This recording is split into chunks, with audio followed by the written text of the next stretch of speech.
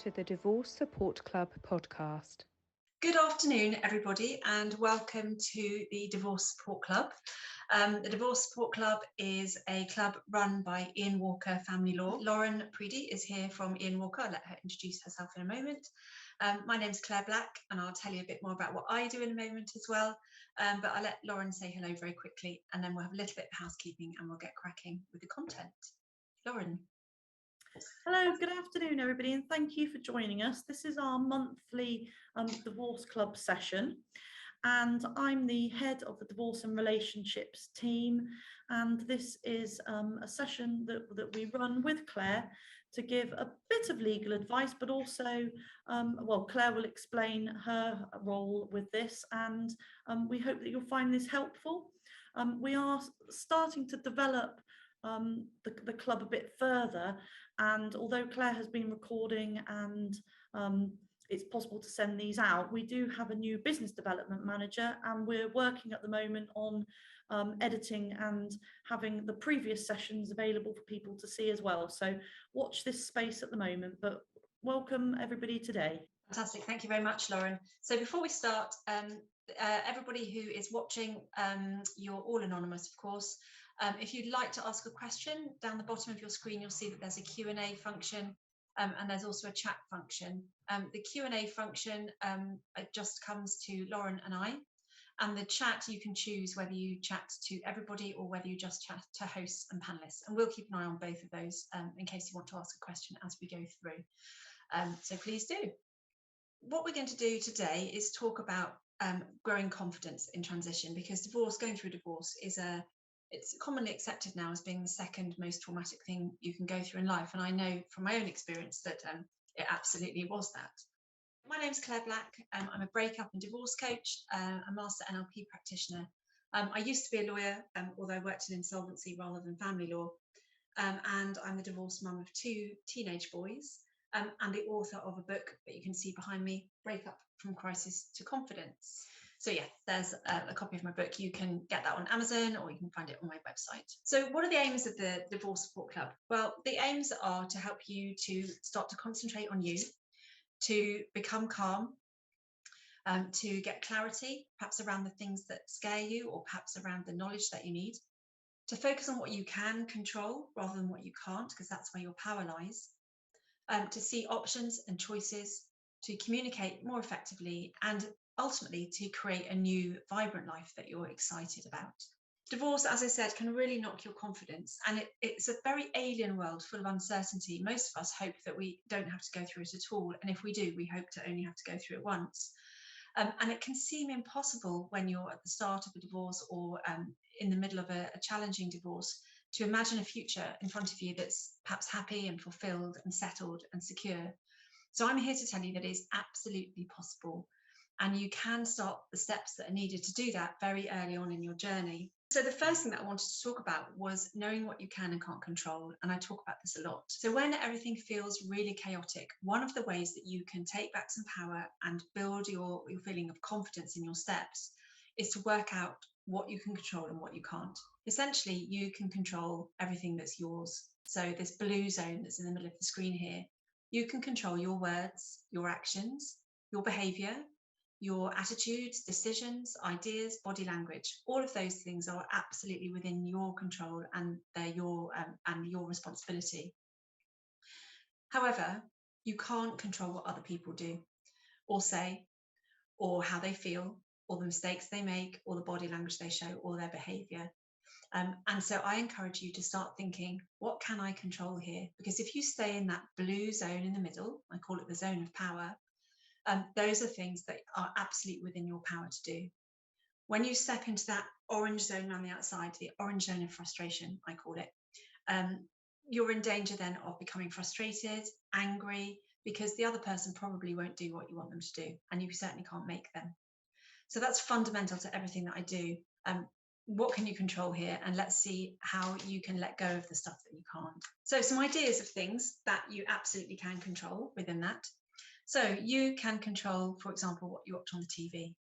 Watching some comedy rather than really heavy drama is always a good idea. You can control what music you listen to. So listen to music that makes you feel better rather than music that brings you down. You can control who you spend time with. So spend time with people who help you to feel better, who give you good advice, who give you what you need, whether that is a cup of tea, a hug, financial advice, legal advice, somebody to help you emotionally. Who you spend time with really matters. You can also control what you look at on social media. So I call, when you look at your ex's social media page, their Facebook page, their Instagram page, whatever it might be, and you see them living this life. Remember, people only put on happy stuff on these things. It can make you feel less than, and I call it torture by social media. So I would advise blocking, unfollowing, don't look it up. You don't need to know this anymore. You can also control what you wear. And this can have more impact than you think. So I always say to people, dress for how you want to feel rather than how you actually feel. So if you dress for how you actually feel on a day when you're feeling a bit low and a bit sad, you might put on something kind of grey and a bit dowdy or mucky or whatever. But if you want to feel upbeat and you want to feel confident, wear something that's going to help you to feel that way. Put in a splash of colour, wear your favourite shirt, wear the trousers that you know make you look good. You can also control how you stand and how you get up in the morning. So I thought I'd share just something that I do every single morning with you.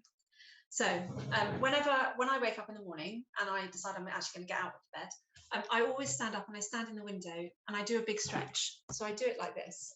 So I'll stand and I roll my shoulders back, head high, and I put my arms right up in the air and I smile.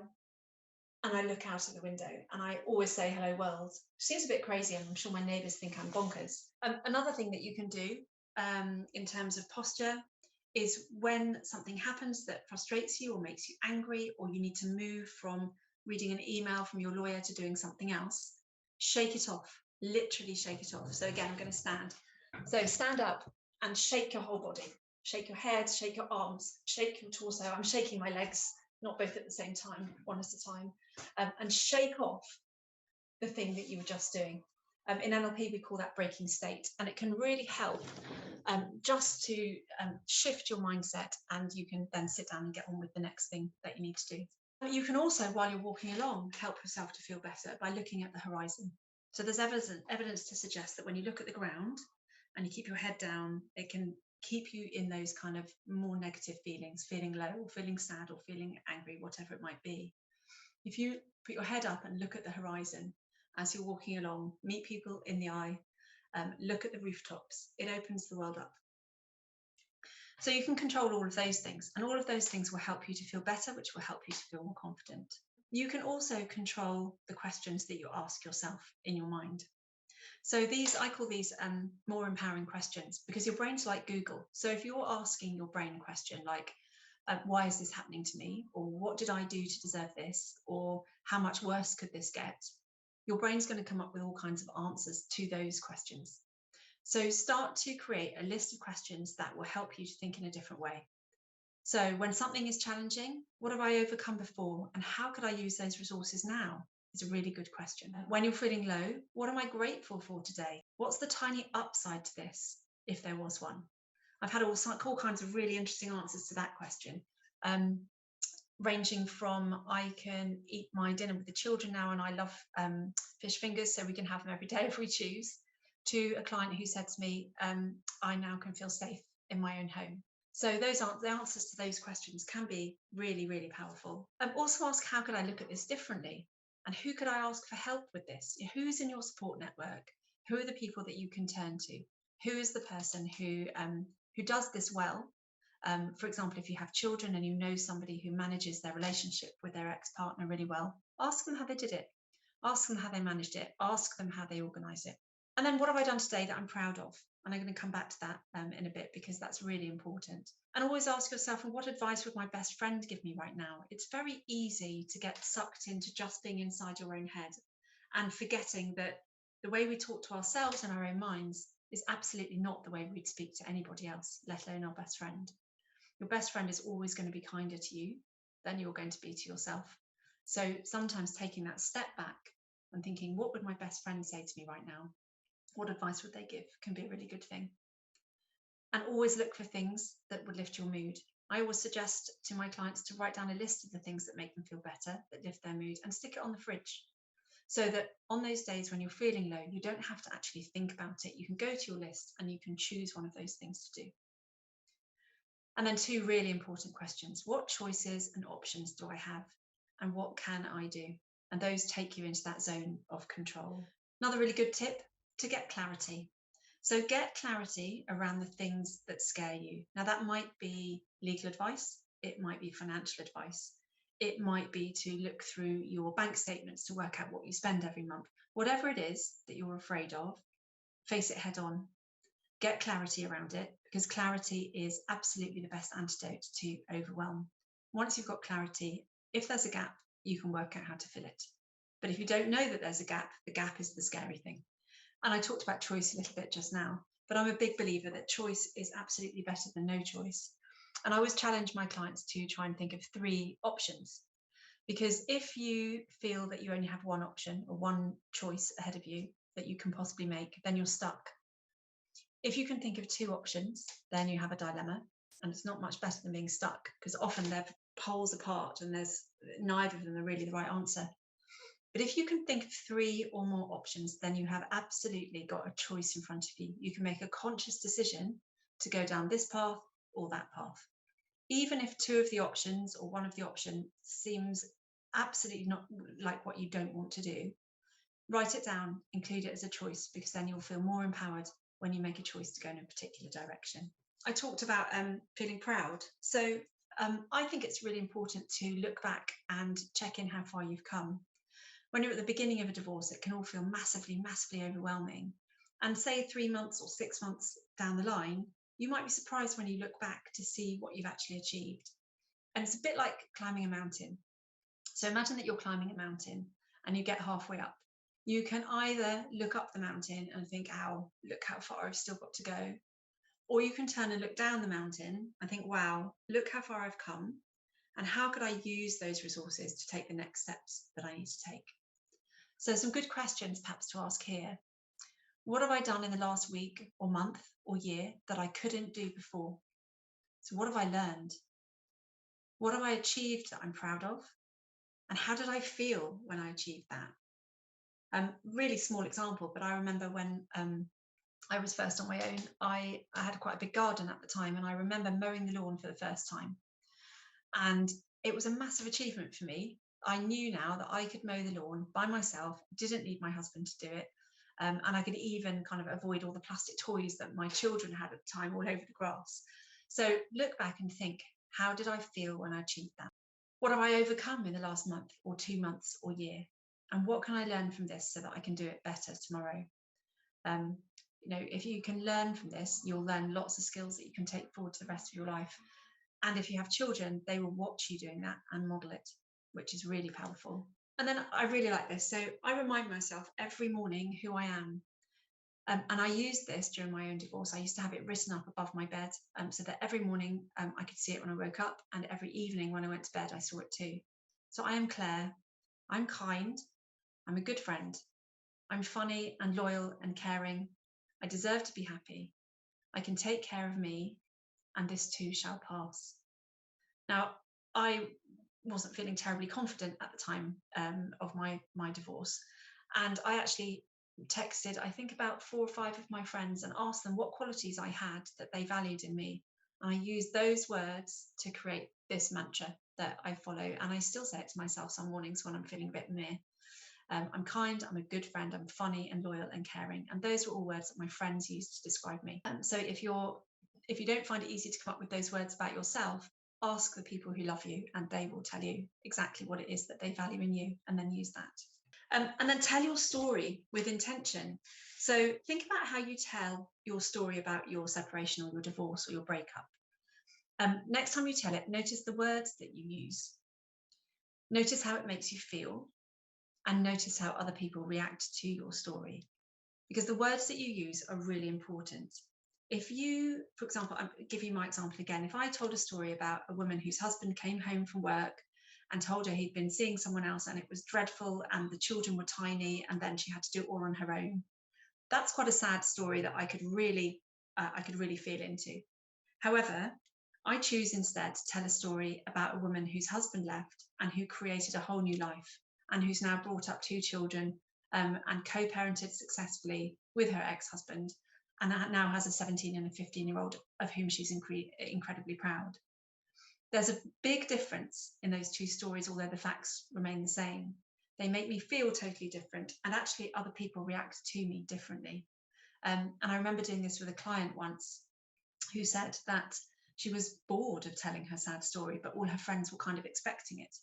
So we prepared a different story for her to tell that focused on the things she'd done, the things she was proud of, what she'd learned, and where she wanted to go from here. So what she wanted to do in her future.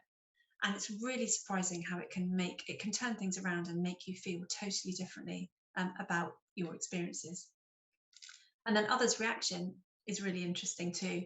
So I get a lot of reactions of, gosh, you must be really strong. Wow, you must be really resilient. All of those things. And those things then feed your confidence.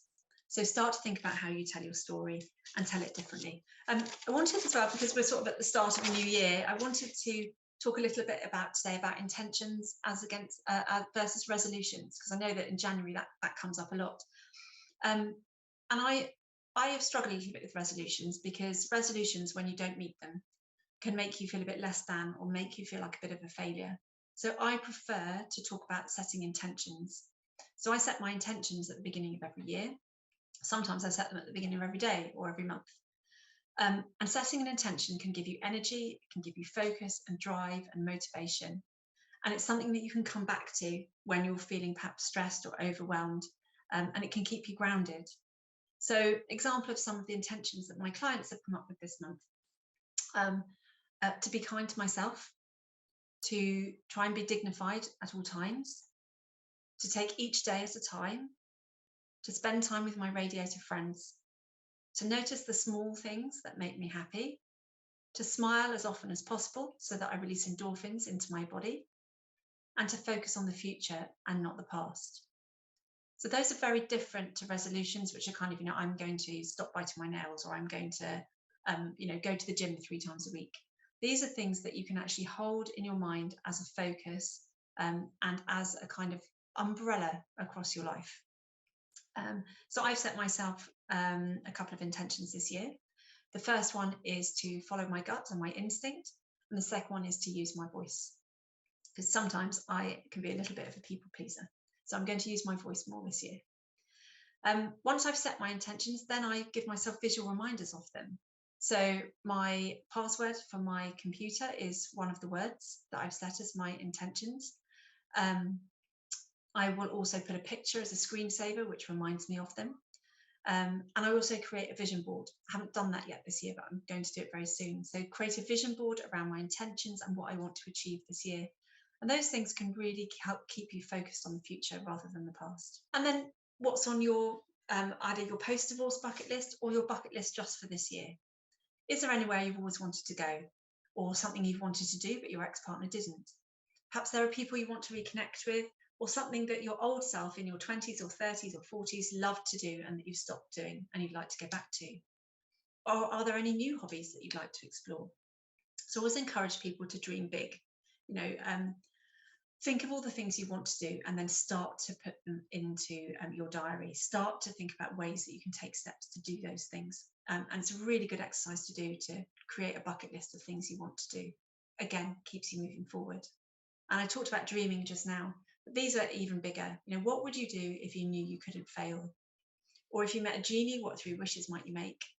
And if you had a magic wand, what would you be, do, or have in your life? And I encourage clients just to brainstorm those. Just start to daydream. Start to jot down things, ideas that come into your mind. And this is all about focusing again on the future rather than the past.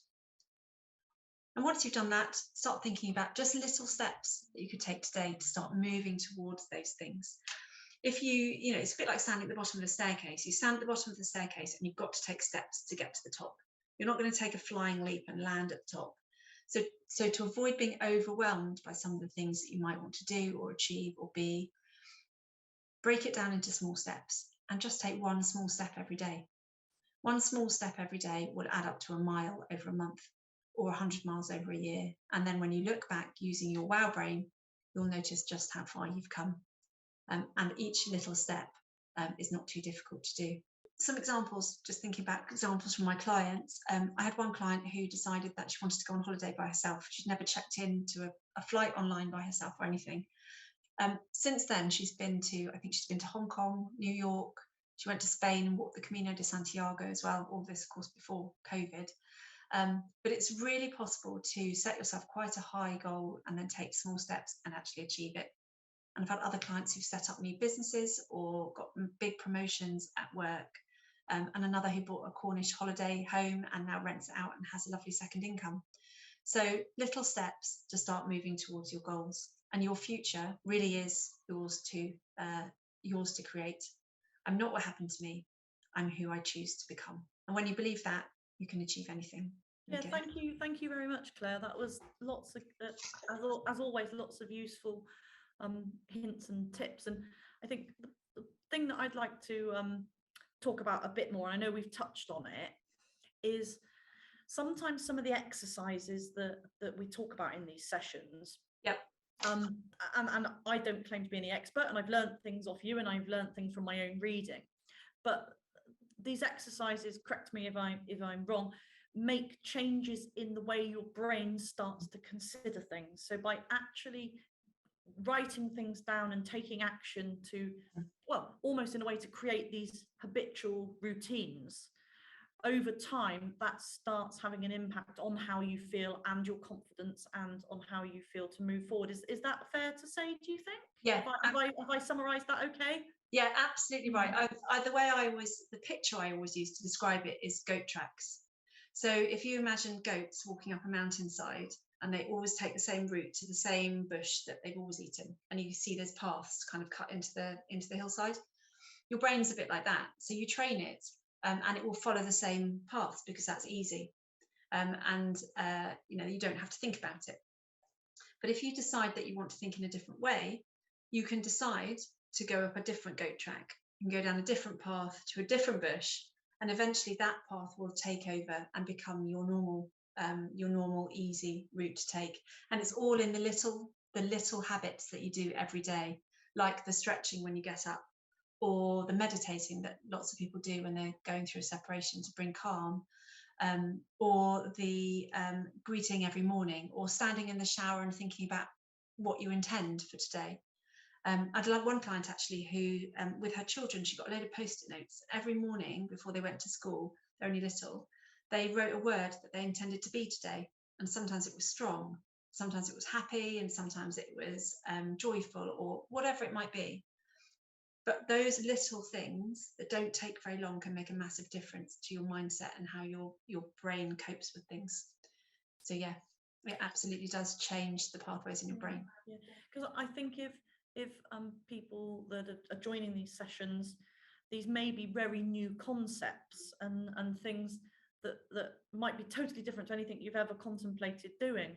So I think my hint would be to just pick one of the things you've talked about and to focus on doing that thing every day, and then you can revisit this talk. Yes. And revisit the other ones and slowly incorporate other things that might fit into your life. Yeah, that's a really good idea, actually. And again, that's a small step, isn't it? A small step at a time. Yeah. So yes, pick one thing, do it every day for 2 weeks and see what difference it makes. If it makes no difference, you can always go back to how you did it before, if you want to. The other thing I thought was useful as well, and I saw the comparison with the collaborative law I do. So one of the processes in helping people come to resolution, usually in divorce and the resolution of financial matters, is there's the traditional process, as if I can call it that, where solicitors communicate with each other, and if things can't amicably be resolved, you may need to look to the court process. But also there's something called collaborative law, which I've trained to be a collaborative lawyer, and to use that process, the other solicitor has to be a collaborative lawyer as well.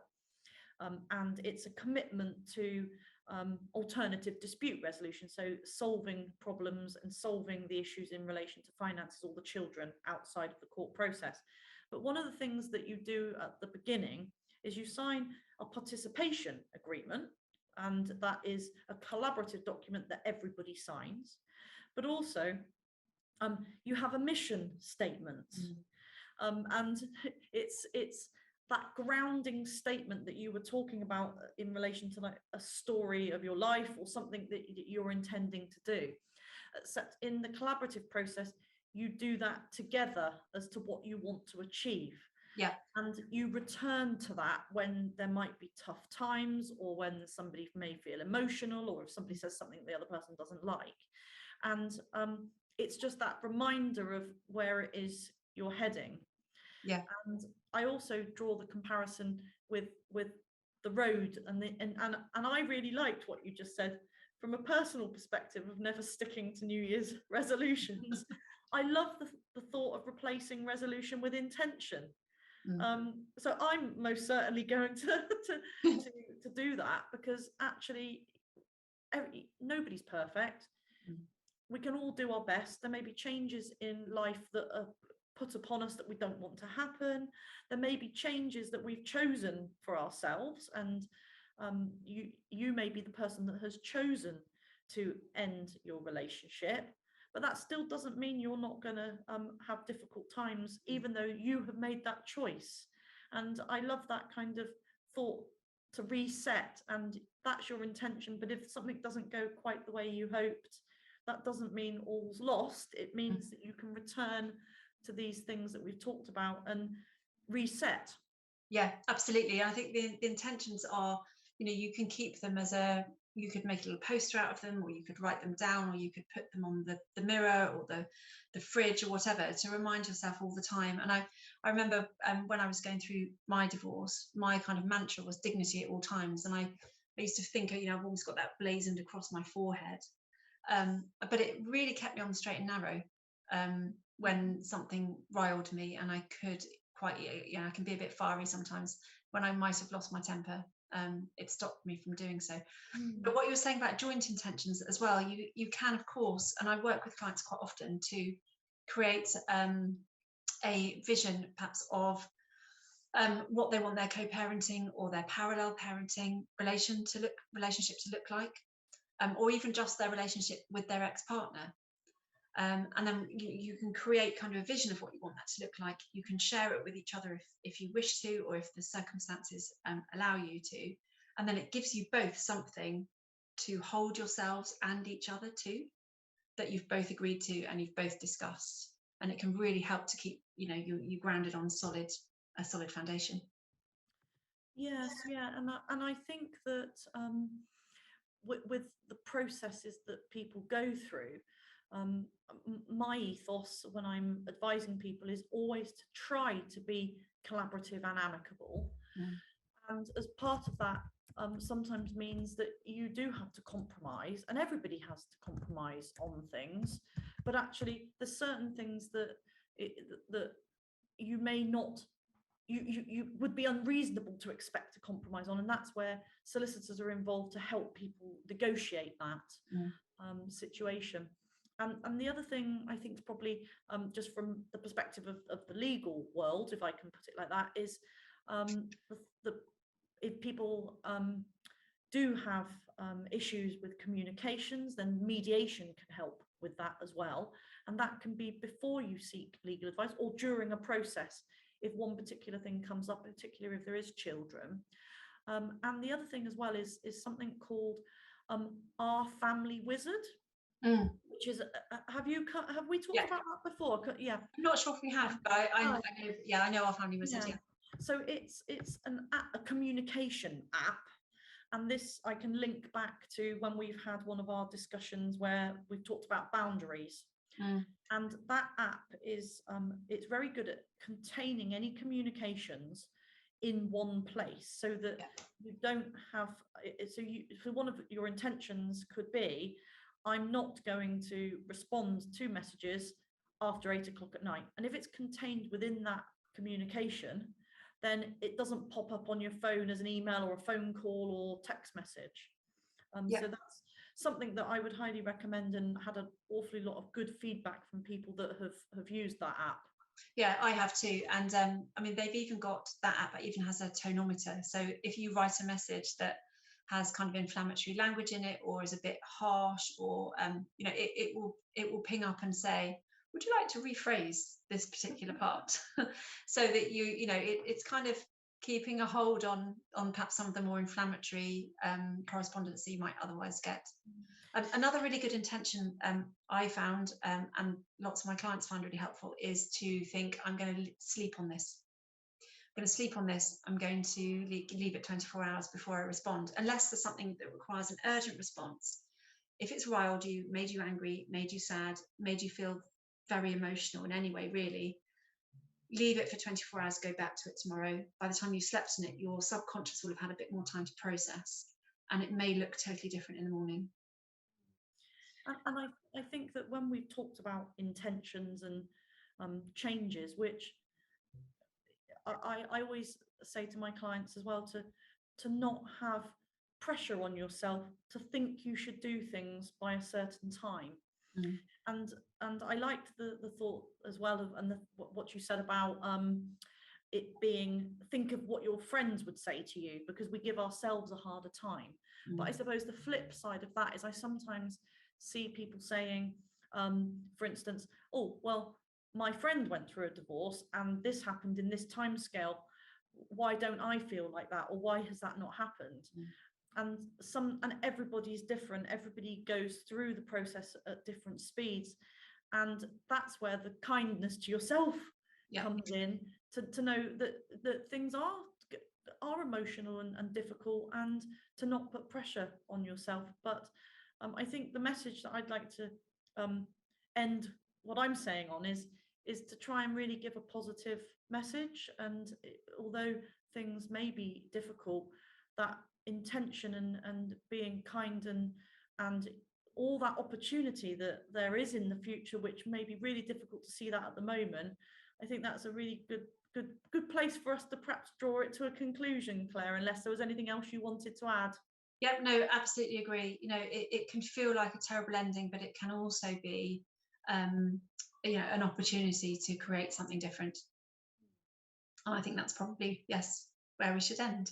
Brilliant. Well, thank you very much, everybody, for joining us. And obviously, people that are watching this may be my clients, they may be clients of other people, other solicitors in the firm. So please do reach out if you have any questions. Please do reach out if you have any concerns about anything, or if you think of any questions you may want to ask afterwards. Please do feel free to message Claire or myself. And thank you again for joining us, and we look forward to seeing you next month. Brilliant. Thank you very much. Goodbye, everyone. Bye.